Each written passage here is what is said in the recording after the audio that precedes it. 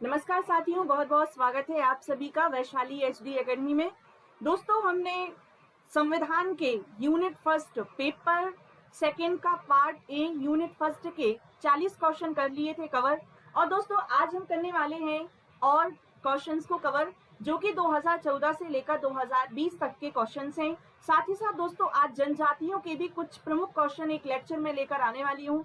यदि आपने गौड़ जनजाति, भील जनजाति और भारिया जनजाति के लेक्चर को भी नहीं देखा है तो आज ही आप प्ले लिस्ट में जाकर देख सकते हैं। चलिए स्टार्ट करते हैं। संविधान में सामाजिक न्याय से संबंधित किन्हीं 3 प्रावधानों के अनुच्छेद सहित लिखना है। देखिए, सामाजिक न्याय से संबंधित ऐसे कौन कौन से प्रावधान है जो संविधान में किए गए हैं। तो देखिए, सबसे पहले जो 39A है, यदि हम बात करें जो अनुच्छेद 39A है वो क्या कहता है, सामाजिक न्याय एवं निःशुल्क कानूनी सहायता के बारे में बताता है। तो देखिए, ये जो पेपर है ये रटने से ज्यादा समझने पर आधारित है, समझ आधारित पेपर होता है।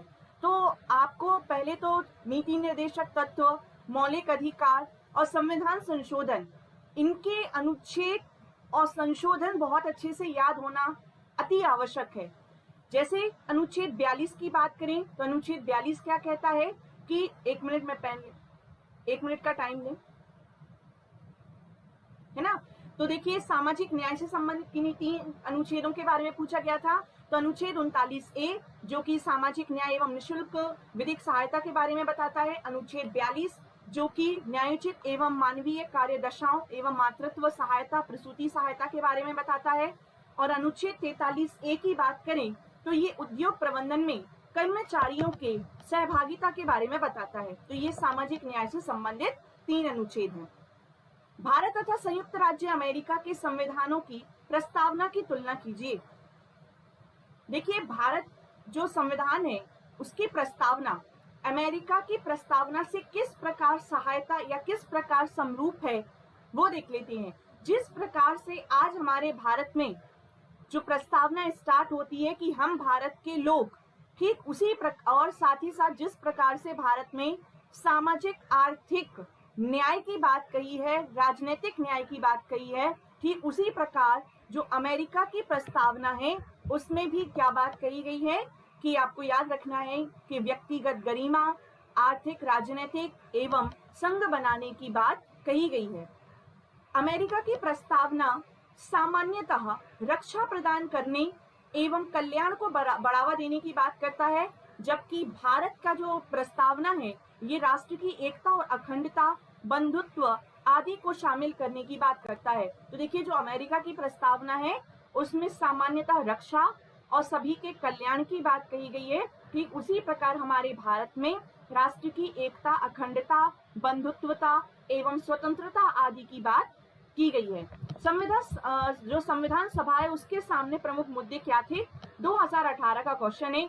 देखिए, संविधान सभा से एक ना एक क्वेश्चन जो है वो पूछा ही जाता है।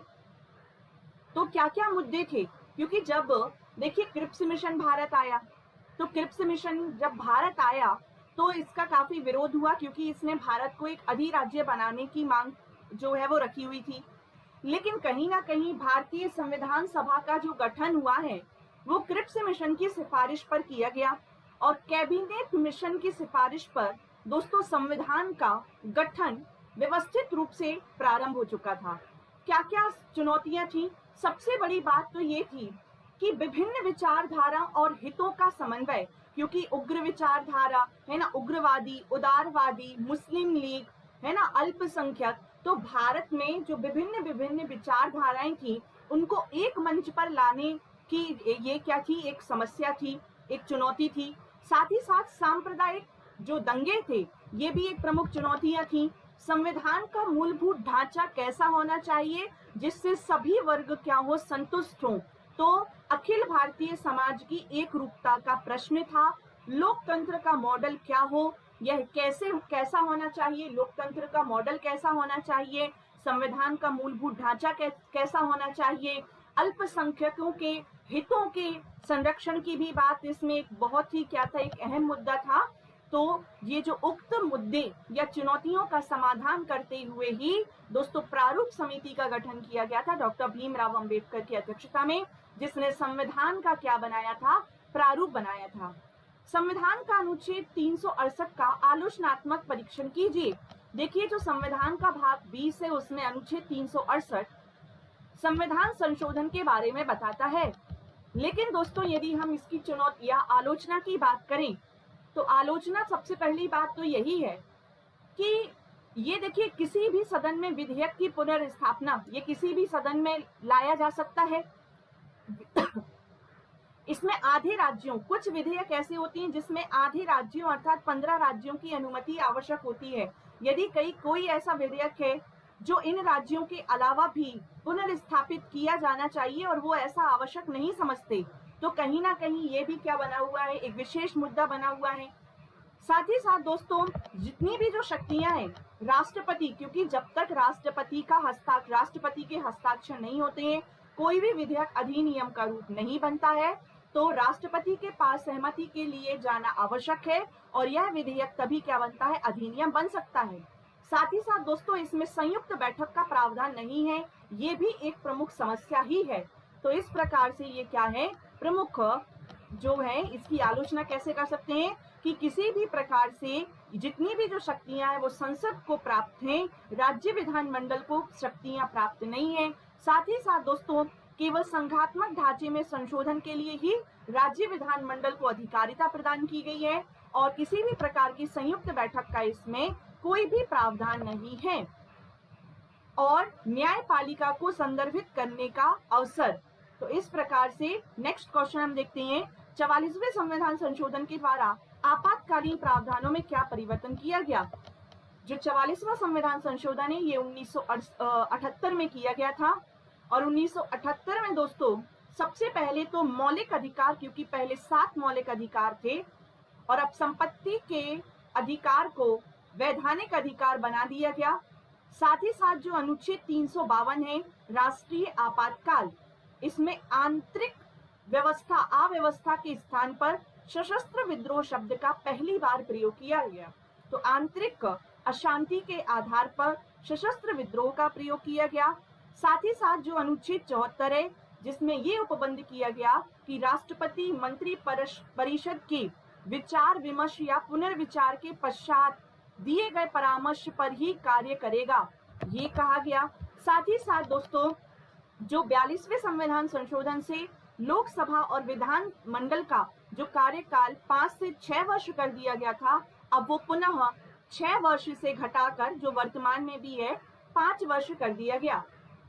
इसके साथ ही साथ राष्ट्रपति शासन की अवधि एक समय से बढ़ाकर, है ना, एक समय से हटाकर कितनी कर दी गई, 6 महीने कर दी गई। मतलब न्यूनतम 6 महीने जो है राष्ट्रपति शासन की अवधि कर दी गई।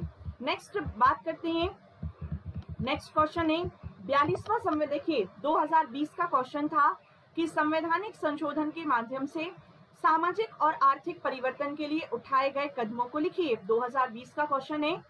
तो सबसे पहले जो संविधान संशोधन किए जाते हैं वो अनुच्छेद 368 के तहत किए जाते हैं और इसमें सामाजिक और आर्थिक क्या क्या किया गया, तो अनुच्छेद 39A जोड़ा गया, अनुच्छेद 43A, अनुच्छेद 39, 44वां संविधान संशोधन, 102वां संविधान संशोधन और 105वां संविधान संशोधन, ये भारत के सामाजिक और आर्थिक संविधान संशोधनों को माना जाता है।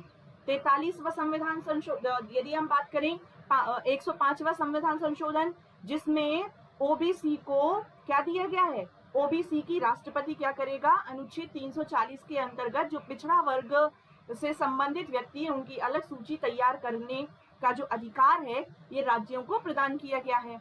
102वां संविधान संशोधन में ईडब्ल्यूएस को 10% आरक्षण, मतलब आर्थिक रूप से कमजोर व्यक्तियों के लिए आरक्षण की बात कहता है।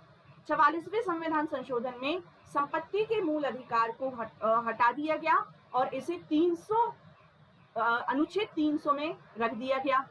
साथ ही साथ जो 39A है, अभी हम पढ़कर आए थे कि सामान्य न्याय एवं निःशुल्क विधिक सहायता की बात करता है और अनुच्छेद 43A जो है उद्योग प्रबंधन में कर्मकारों की भागीदारी को सुनिश्चित कराता है। नेक्स्ट क्वेश्चन है संविधान, भारतीय संविधान में प्रावधानित राज्य की नीति निर्देशक तत्वों की मूलभूत मान्यताओं एवं उपयोगिताओं पर एक आलोचनात्मक निबंध लिखना है। नीति निर्देशक तत्वों के बारे में, तो देखिए जो नीति निर्देशक तत्व हैं ये संविधान के भाग 4 में अनुच्छेद 36 से लेकर अनुच्छेद 51 तक वर्णित हैं और ये आयरलैंड के संविधान से लिए गए हैं। अब इसमें कुछ आर्थिक न्याय से संबंधित तत्व हैं, नीति निर्देशक तत्वों में कुछ सामाजिक सुरक्षा से संबंधित तत्व हैं, कुछ समाज कल्याण या गांधीवादी विचारधारा से संबंधित तथ्य हैं।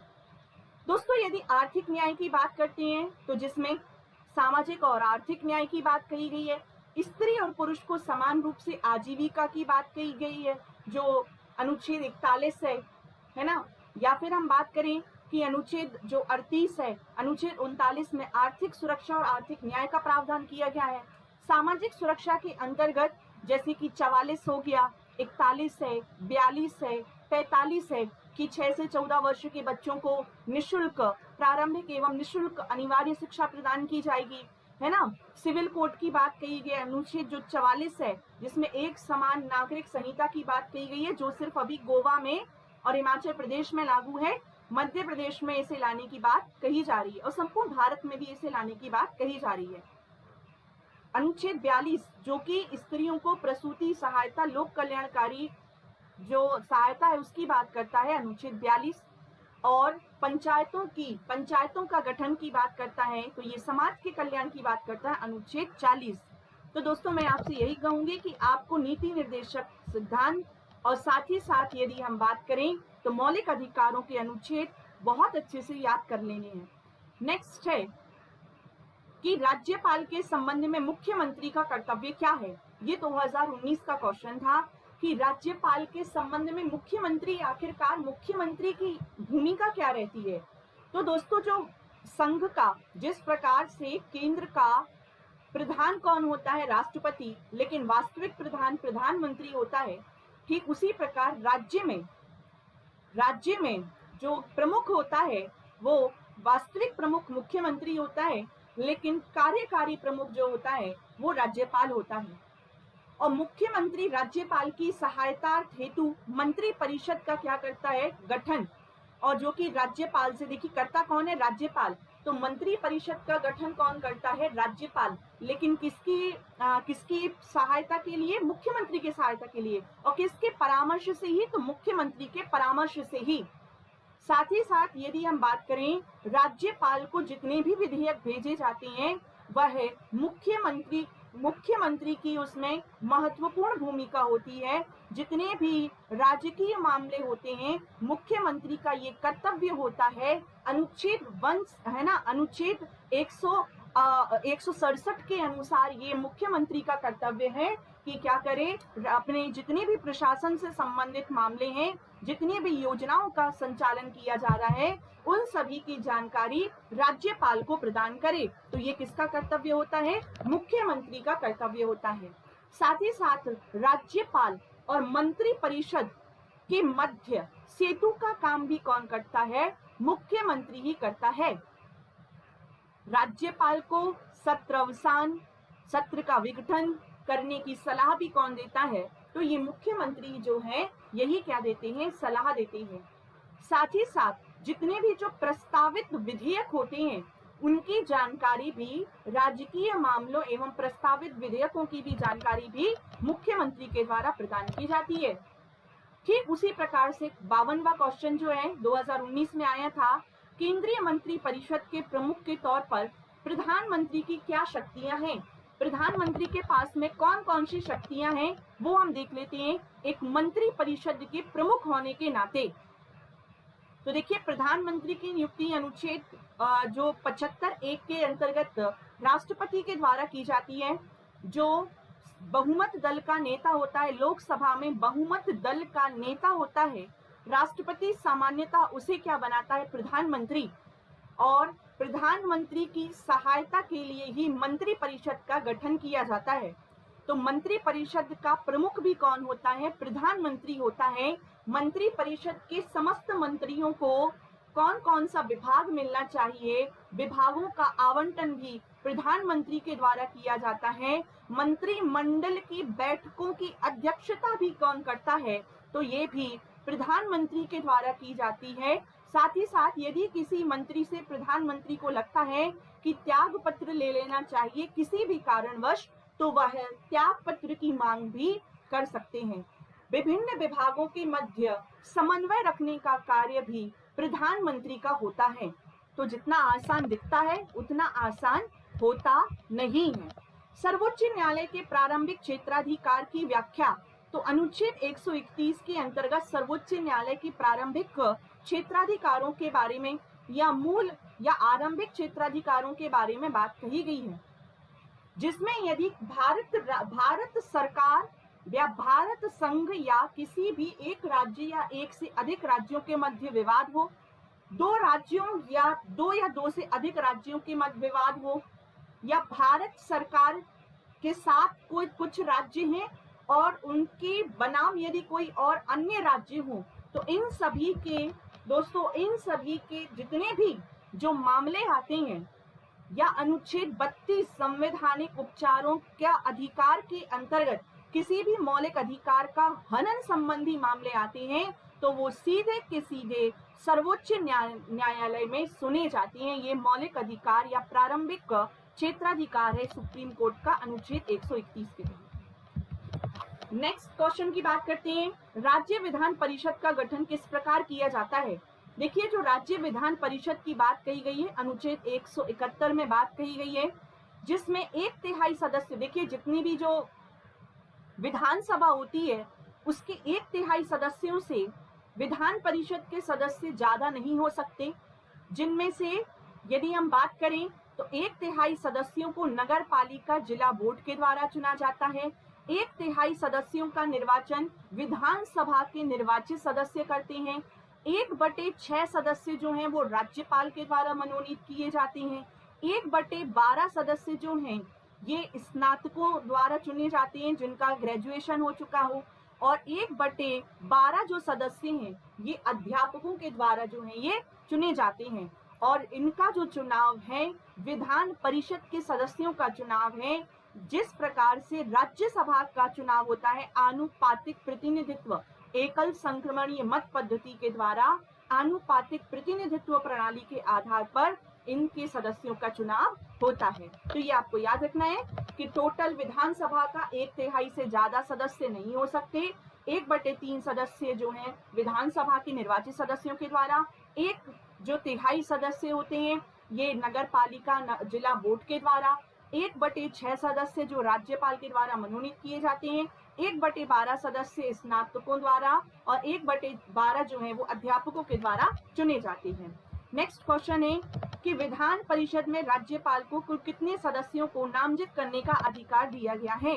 विधान परिषद में यदि हम विधान परिषद की बात करें तो कितने 1/6 सदस्यों को मनोनीत कर सकता है राज्यपाल, जो कि साहित्य, कला, सहकारी आंदोलन, सामाजिक सेवा से जुड़े होते हैं। शून्यकाल क्या है। देखिए, प्रश्नकाल के ये जो शून्यकाल है ये भारत की ही देन है, और जो प्रश्नकाल के बाद का जो 1 घंटा होता है उसे शून्यकाल कहा जाता है, जिसमें बिना किसी पूर्व सूचना के सार्वजनिक महत्व का कोई भी प्रश्न उठाया जा सकता है। किसी भी मंत्री से क्वेश्चन जो है वो पूछ लिया जा सकता है। साथ ही साथ जो शून्यकाल है ये संसदीय व्यवस्था में भारत की ही देन है। तो यदि आपसे कोई पूछे तो आप एक लाइन में यही कहेंगे कि प्रश्नकाल के तुरंत बाद का 1 घंटा जो है इसे शून्यकाल के नाम से जाना जाता है, और इसमें कार्य क्या होता है कि बिना किसी सूचना के सार्वजनिक महत्व के विषय का प्रश्न उठाया जा सकता है। लोकसभा अध्यक्ष का निर्वाचन किनके द्वारा होता है। तो लोकसभा का निर्वाचन, देखिए लोकसभा के अध्यक्ष का निर्वाचन जो है वो प्रत्यक्ष रूप से कहीं नहीं होता, क्योंकि लोकसभा का अध्यक्ष लोकसभा अध्यक्ष के रूप में शपथ ही नहीं लेता, ये लोकसभा के सदस्य के रूप में शपथ लेता है। और वर्तमान में लोकसभा का अध्यक्ष कौन है, ओम बिरला जी हैं, और इनका जो निर्वाचन किया जाता है ये लोकसभा के जितने भी सदस्य होते हैं उनके द्वारा ही, उनमें से ही एक व्यक्ति को लोकसभा का अध्यक्ष बना दिया जाता है। नीति कटौती प्रस्ताव क्या है। नीतिगत कटौती, इसका मतलब ये है, ये सबसे गंभीर रूप होता है कटौती का, जिसमें किसी विशेष मांग के तहत आने वाली किसी नीति को अस्वीकृत करने के लिए लाया जाता है। यदि कोई मांग रखी गई है और उसे क्या करना है, हमें हटाना है, अस्वीकृत करना है, तो यह प्रस्ताव किसी विशेष मांग के तहत आने वाली नीति को अस्वीकृत करने के लिए लाया जाता है, जिसमें मांगी गई राशि को घटाकर 1 रुपए कर दिए जाने का प्रस्ताव रखा जाता है। ये क्या कहलाता है, नीतिगत कटौती। तारांकित प्रश्न, अतारांकित प्रश्न। देखिए, तारांकित प्रश्न ऐसे होते हैं जिनका उत्तर तुरंत देना होता है, तुरंत मौखिक रूप से देना होता है। तारांकित, जिन पर शीर्ष में तारा लगा हुआ होता है ना, और इनमें पूरक प्रश्न भी पूछे जा सकते हैं कि, है ना, कि इसमें क्या किया जा सकता है, वाद विवाद हो सकता है, पूरक प्रश्न पूछ लिया जा सकता है। अतारांकित प्रश्न, जिनका उत्तर लिखित रूप से दिया जाता है, जिनमें पूरक प्रश्न नहीं पूछे जाते हैं और इनके शीर्ष में तारा नहीं लगा होता है, वो कहलाते हैं अतारांकित प्रश्न। स्थगन प्रस्ताव।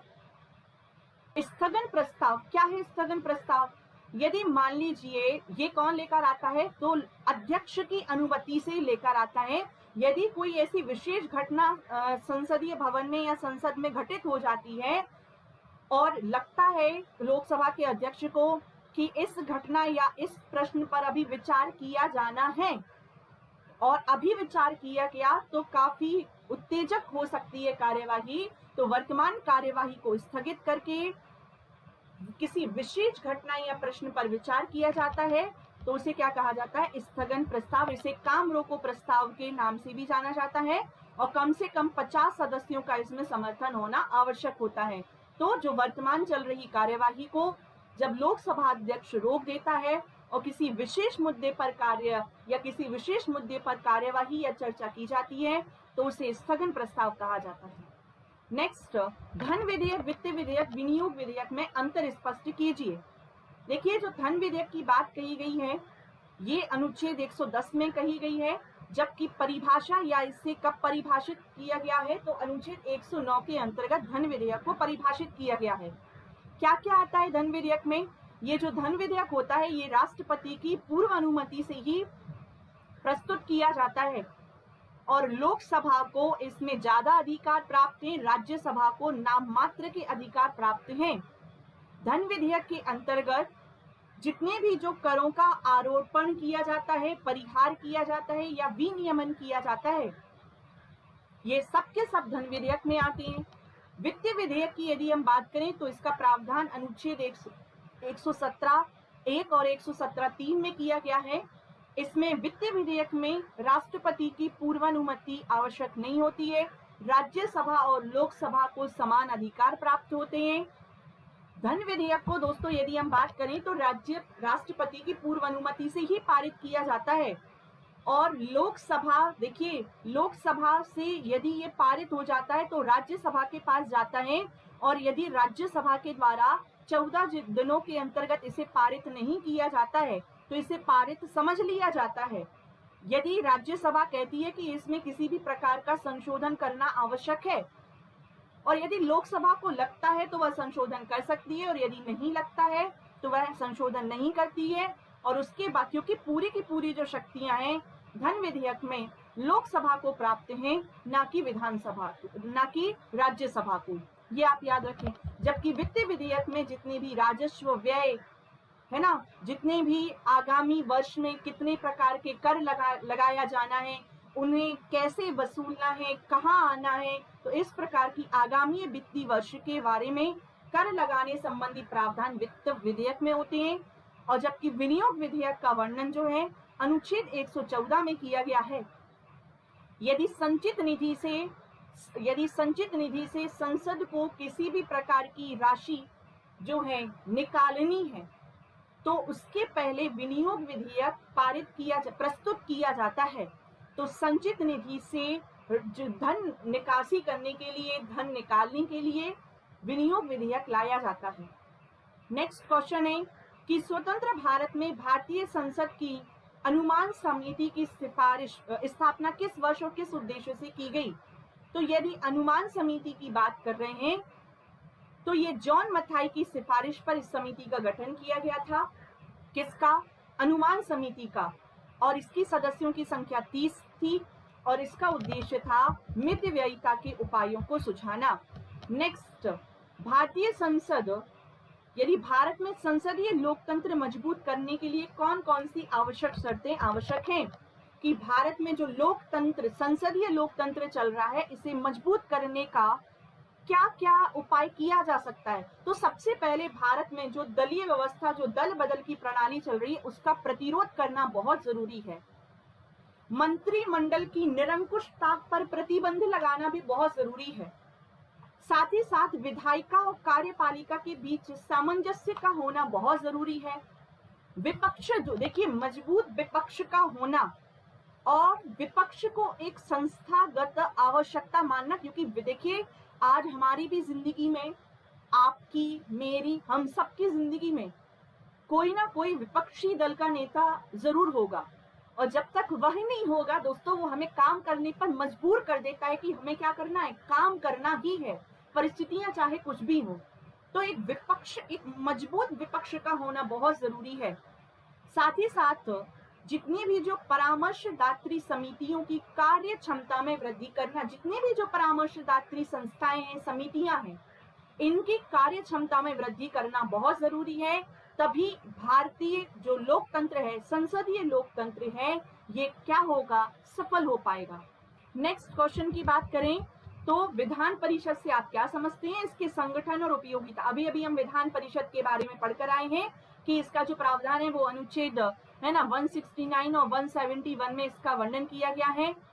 इसमें जो है जो 1/3 विधानसभा की कुल सदस्य संख्या का 1/3 से अधिक नहीं होना चाहिए और कम से कम 40 सदस्य होने चाहिए। और साथ ही साथ अभी पढ़कर आए थे कि किस प्रकार से इनका निर्वाचन किया जाता है। लोकसभा और राज्यसभा में अंतर, देखिए लोकसभा की जो बात कही गई है वो अनुच्छेद 81 में और राज्यसभा की गठन की बात अनुच्छेद 80 में कही गई है। लोकसभा जो है वो संसद का प्रथम या निम्न सदन माना जाता है, जबकि राज्यसभा जो है ये उच्च सदन माना जाता है। जो लोकसभा होता है इसे लोकप्रिय सदन के नाम से भी जाना जाता है, क्योंकि इसके सदस्यों का निर्वाचन प्रत्यक्ष आधार पर वयस्क मतदान के आधार पर, वयस्क मतदान के आधार पर प्रत्यक्ष रूप से निर्वाचित होता है, जबकि राज्यसभा के सदस्यों का निर्वाचन जो है वो एकल संक्रमणीय मत पद्धति के द्वारा, जितने भी जो राज्य की विधानसभाओं के निर्वाचित सदस्य हैं उनके द्वारा अप्रत्यक्ष रूप से होता है। गठन की बात अनुच्छेद 81 में और इसकी बात जो है राज्यसभा की अनुच्छेद 80 में कही गई है। इसमें अधिकतम सदस्यों की संख्या लोकसभा में 552 है, जबकि राज्यसभा में अधिकतम सदस्यों की संख्या 250 है। राज्यसभा में 12 सदस्य मनोनीत किए जा सकते हैं और लोकसभा में अब जो है सदस्य मनोनीत नहीं किए जाते, क्योंकि आंग्ल भारतीय ये व्यवस्था पहले थी, वर्तमान में नहीं है। लोकसभा सदस्यों की जो उम्र सीमा है तो न्यूनतम कितनी होनी आवश्यक है, 25 वर्ष, जबकि राज्यसभा में कितनी, चुनाव लड़ने के लिए 30 वर्ष आवश्यक है। जो लोकसभा का कार्यकाल है अनुच्छेद 83(2) के अनुसार 5 वर्ष का होता है, जबकि राज्यसभा का कार्यकाल जो है वो 6 वर्ष का होता है। लोकसभा को धन विधेयक के मामले में अधिक शक्तियां प्राप्त हैं, जबकि राज्यसभा में धन विधेयक केवल 14 दिनों के लिए रखा जाता है। प्राक्कलन समिति में कुल 30 सदस्य लोकसभा से ही चुने जाते हैं। 30 के 30 सदस्य प्राक्कलन समिति में लोकसभा के ही होते हैं। स्थायी समिति है प्राक्कलन समिति, और जबकि राज्यसभा के सदस्य इसमें नहीं होते। लोकसभा, देखिए लोकसभा की यदि हम बात करें तो उपराष्ट्रपति के महाभियोग में केवल समर्थन कर सकता है, जबकि यदि उपराष्ट्रपति, क्योंकि उपराष्ट्रपति क्या होता है, राज्यसभा का पदेन सभापति होता है, तो उपराष्ट्रपति के महाभियोग की प्रक्रिया राज्यसभा से ही प्रारंभ की जाती है। राज्य सूची के विषय में अनुच्छेद 249 के अंतर्गत राज्यसभा किसी भी राज्य सूची के विषय को राष्ट्रीय महत्व का घोषित करके उस पर कानून बना सकती है, जबकि लोकसभा को ये अधिकारिता प्राप्त नहीं है। अखिल भारतीय सेवाओं के सृजन में भी लोकसभा को अधिकार प्राप्त नहीं है, जबकि अखिल भारतीय सेवाओं के सृजन में अनुच्छेद 312 में राज्यसभा को संपूर्ण अधिकारिता प्रदान की गई है। तो ये रहे क्वेश्चंस, हमने आज 66 क्वेश्चन कवर किए। इसी के साथ दोस्तों नेक्स्ट वीडियो में हम नेक्स्ट क्वेश्चंस को कवर करेंगे। साथ ही साथ आज जनजाति का अभी शाम को एक लेक्चर आएगा, आप वो जरूर देख लें। जनजातियां आज उसमें कंप्लीट हो जाएंगी। मिलते हैं नेक्स्ट लेक्चर में। धन्यवाद।